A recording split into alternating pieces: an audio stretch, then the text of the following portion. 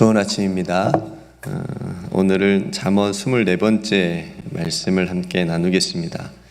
3분의 1 정도 잠언을 나누었는데 어떻게 좀 지혜로우시셨어요? 네.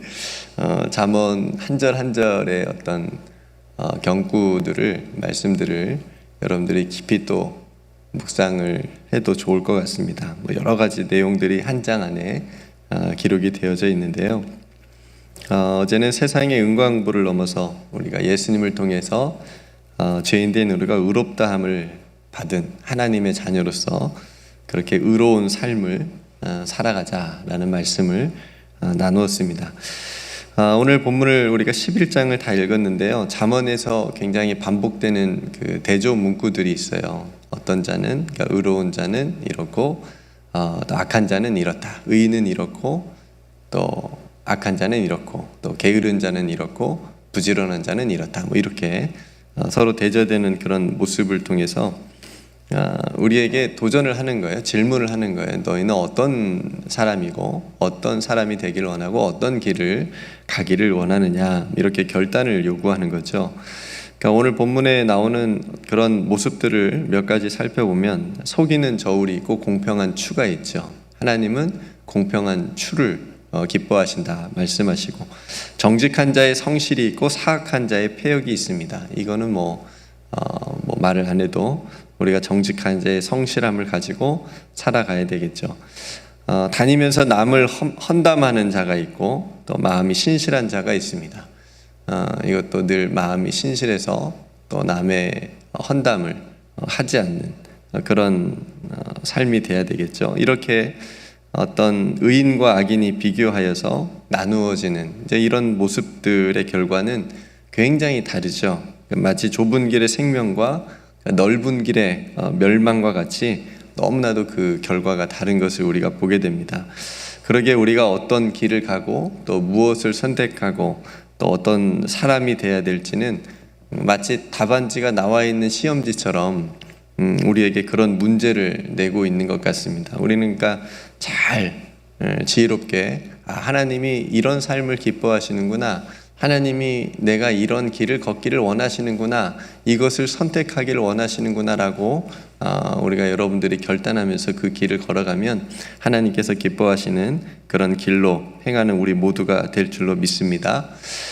오늘은 11장에 읽은 말씀 안에서 24절과 25절 말씀을 통해서 잠깐 나눠 보도록 하겠습니다. 구제에 대한 말씀인데요.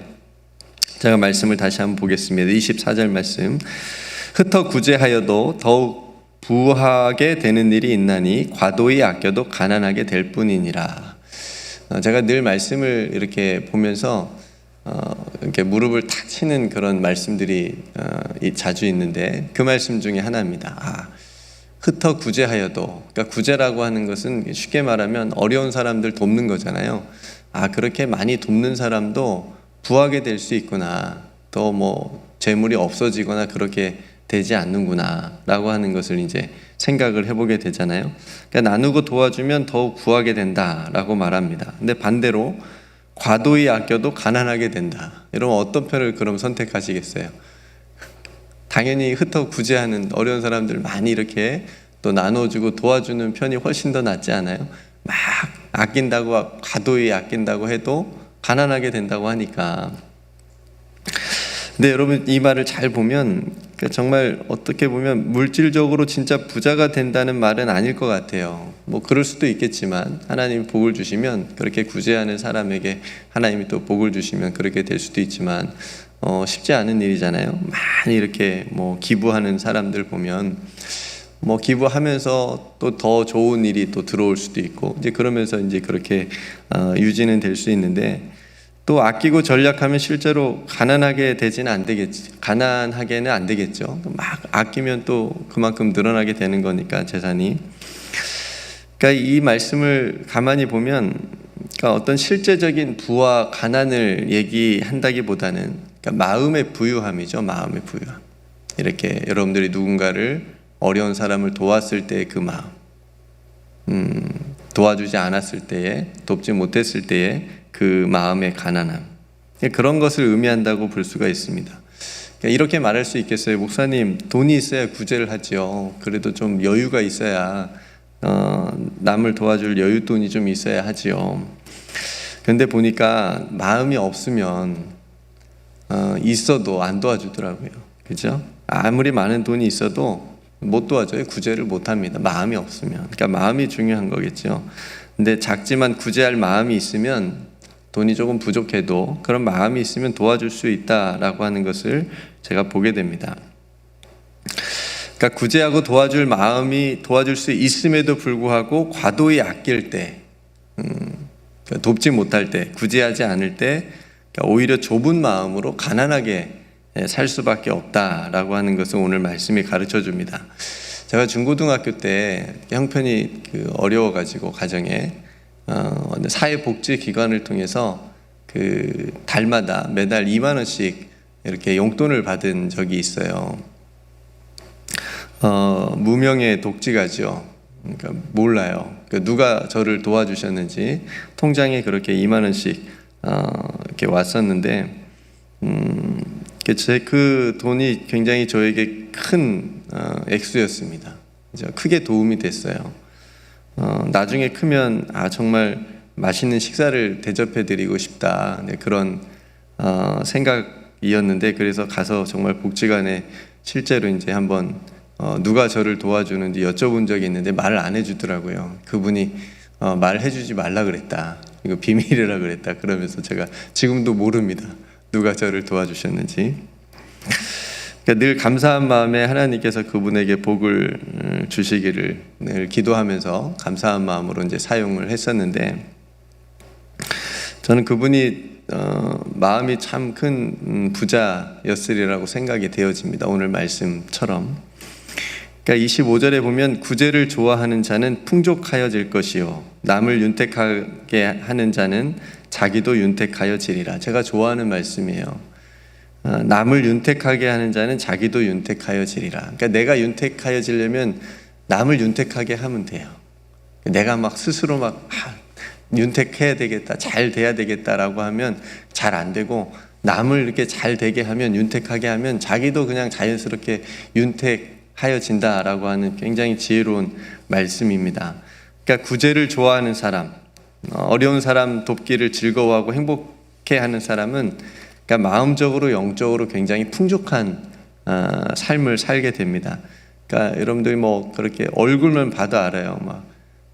기부를 잘 이렇게 그냥 남모르게 선행하는 그런, 가끔 연예인들 나와서 한 번씩 이렇게 드러나서 그분들 보면 얼굴들이 다 좋아. 그죠? 얼굴 행복해 보이고. 몇십억도 이렇게 몇 억씩 이렇게 하는데도 얼굴들이 다 좋더라고요.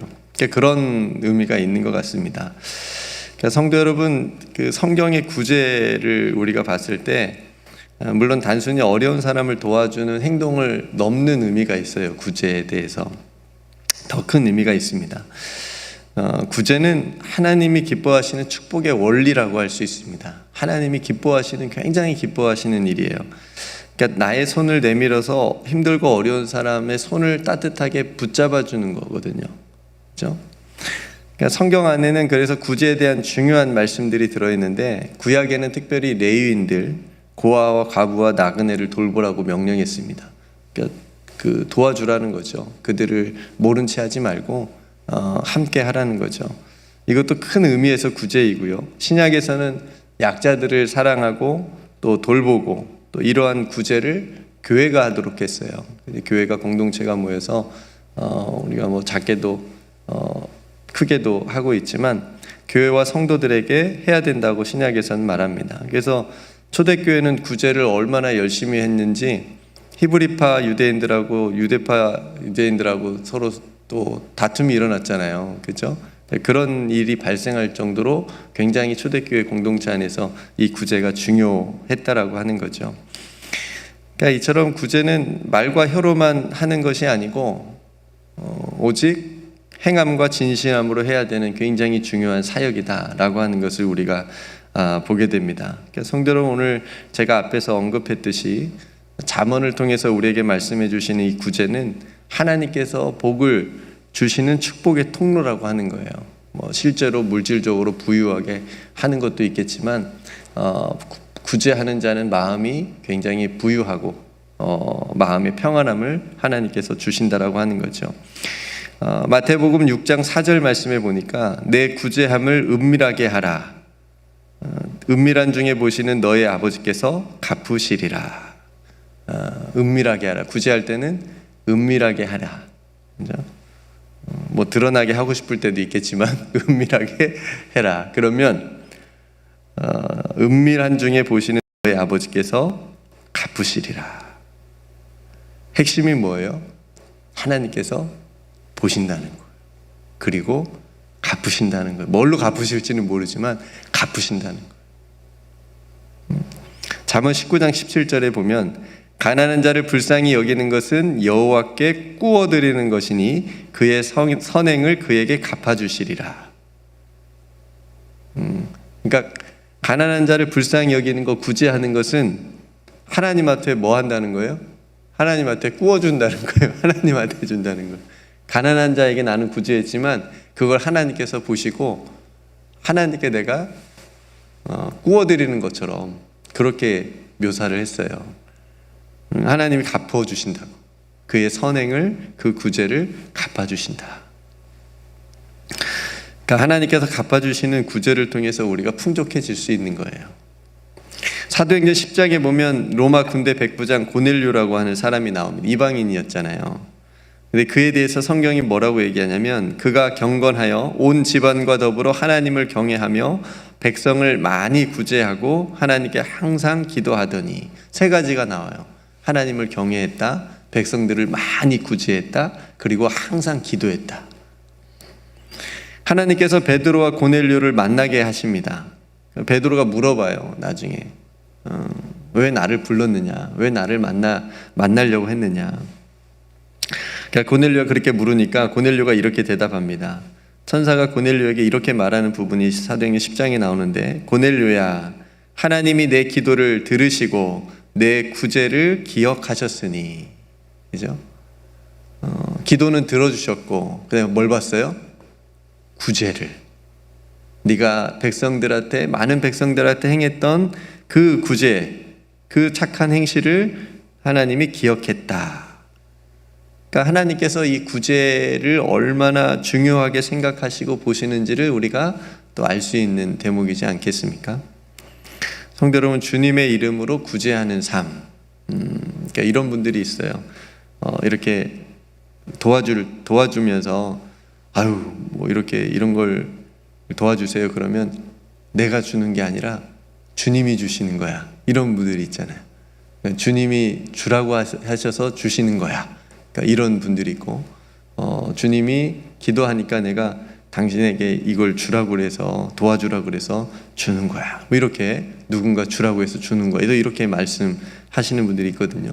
그러니까 본인이 물론 도와주고 싶은 마음이 생겨서 그런 거지만 그 마음을 주님께서 주신 거구나 라는 것을 고백을 하는 거죠. 그러니까 자신의 그것이 어떤 의가 되지 않고 하나님께 영광 돌리는 그런 고백이라고 저는 생각이 되어집니다.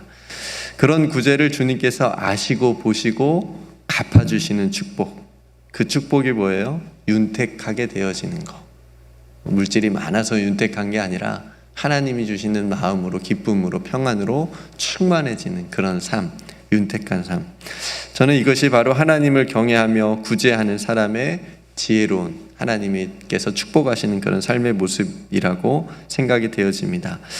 마지막으로 하나님을 믿는 자녀는 고린도후서 6장 10절에 보면 이런 사람의 모습이라고 말하는데, 저는 정말 이렇게 늘 살고 싶은 마음이 있습니다. 사모하는 구절인데요. 근심하는 자 같으나 항상 기뻐하고, 가난한 자 같으나 많은 사람을 부유하게 하고, 아무것도 없는 자 같으나 모든 것을 가진 자로다.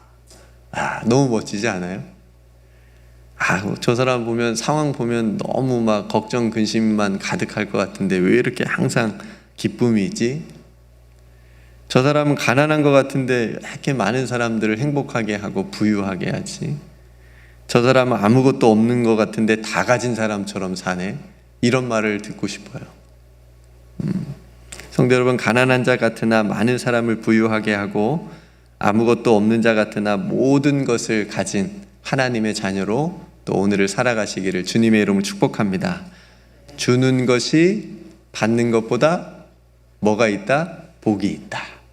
주는 것이 받는 것보다 더 복이 있다라고 하는 말씀도 있죠.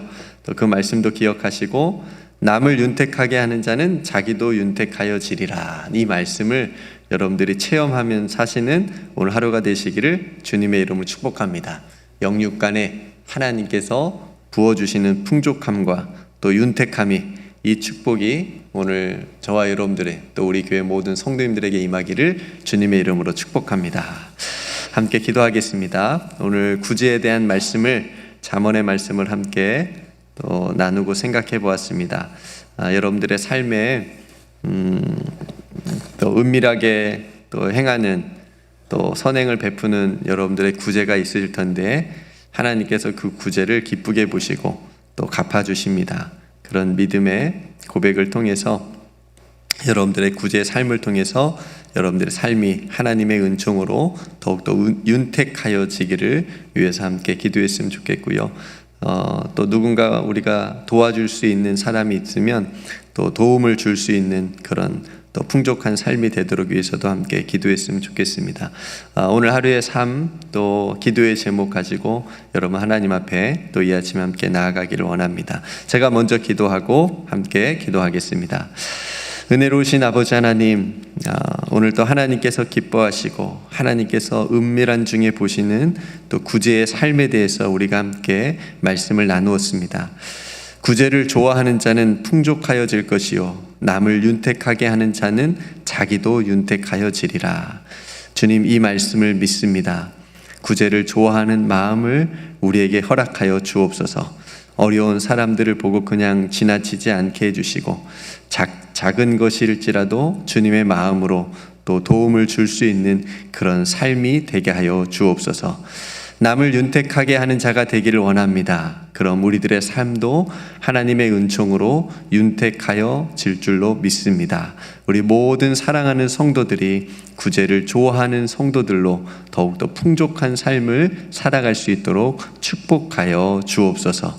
오늘도 하나님 앞에 기도할 때에 하나님 그 기도에 귀 기울여 주시옵시고 또 구제를 기억하여 주셔서 고넬료 백부장처럼 하나님께서 우리를 사랑하심으로 주의 길로 인도함 받는 귀한 하루가 되게 하여 주옵소서. 우리에게 주신 모든 은혜를 감사드리며 사랑이 많으신 예수님의 이름으로 간절히 기도드리옵나이다. 아멘.